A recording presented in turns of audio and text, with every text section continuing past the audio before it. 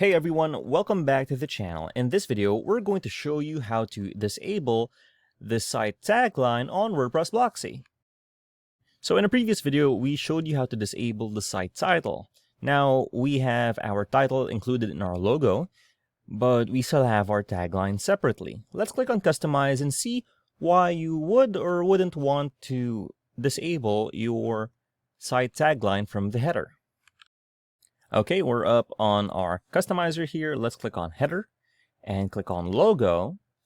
Now, if you wanted to, you could just go down here and click on site tagline and disable it for desktop only or mobile only, or just disable it completely from your website.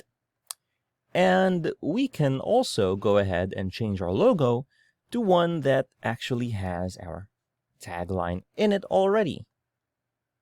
So if you had specific spacing or design guidelines for your company, and you wanted to keep your logo with your tagline together, this is a good way of doing it. And this way, when someone hovers over your logo, there's bigger real estate for them to click on wherever it leads, which is home. So if you want to make it an accessibility thing, you can do that.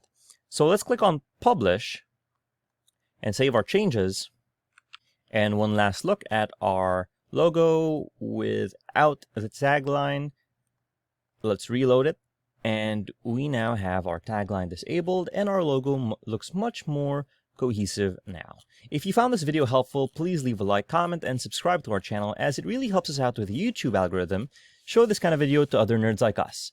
Thanks for watching, and we'll see you on the next one.